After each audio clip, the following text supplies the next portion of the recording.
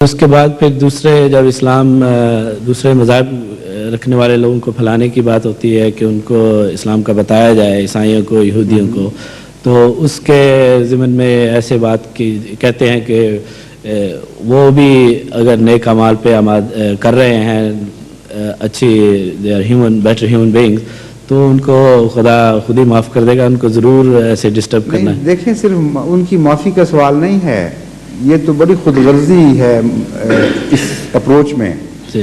بات یہ ہے کہ مذہب ایک سسٹم کو درست کرنے کے لیے آتا ہے، اور جب سسٹم درست ہوتا ہے تو انفرادی حادثہ نہیں ہوتا کہ چند آدمی اچھے، بلکہ بھاری اکثریت کے لیے اچھا ہونے کے لیے بہتر سامان پیدا ہو جاتے ہیں۔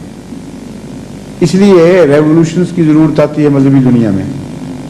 انفرادی طور پر ایک آدمی اچھا ہو سکتا ہے ہر جگہ، انفرادی طور پر رشیا میں بھی آدمی اچھے ہیں، امریکہ میں بھی ہیں، مختلف جگہوں پر ہیں، لیکن نظام بدلنے کی کیوں ضرورت پڑتی ہے؟ پھر نظام بدلنے کی اس لیے ضرورت پڑتی ہے کہ اگر نظام اچھا آ جائے تو اکثریت کے لیے اچھا ہونے کے بہتر مواقع مہیا ہو جاتے ہیں۔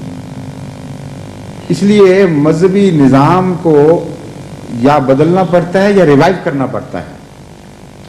اب ان سے آپ اس بات کو یوں بھی چھیڑ سکتے ہیں کہ تم یہ دیکھو کہ چند آدمی نماز پڑھتے ہیں، چند آدمی نیکی بھی کرتے ہیں، لیکن مزاج کے لحاظ سے اس وقت اسلامی دنیا کی بھاری اکثریت غیر صالح ہو چکی ہے یا نہیں؟ مزاج کے لحاظ سے، اور مزاج کے لحاظ سے دن بدن یہ تنزل کی طرف قدم آگے بڑھ رہا ہے کہ نہیں؟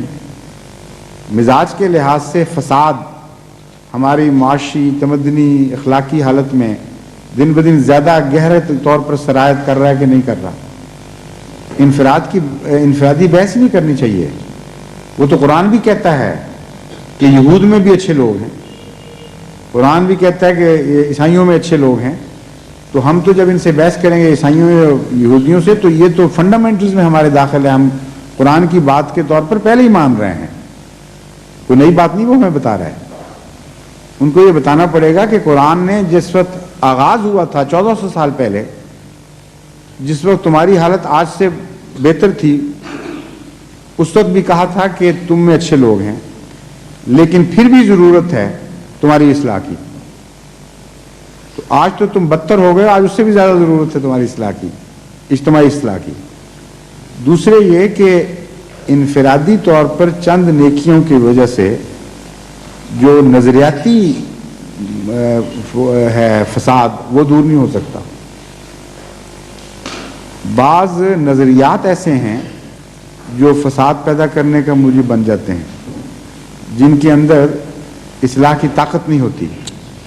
اس لیے نظریاتی لحاظ سے ضروری ہے کہ اصلاح کی جائے، اس کے بغیر عمومی طور پر انسان کے لیے بہتر مستقبل کی ضمانت نہیں دی جا سکتی۔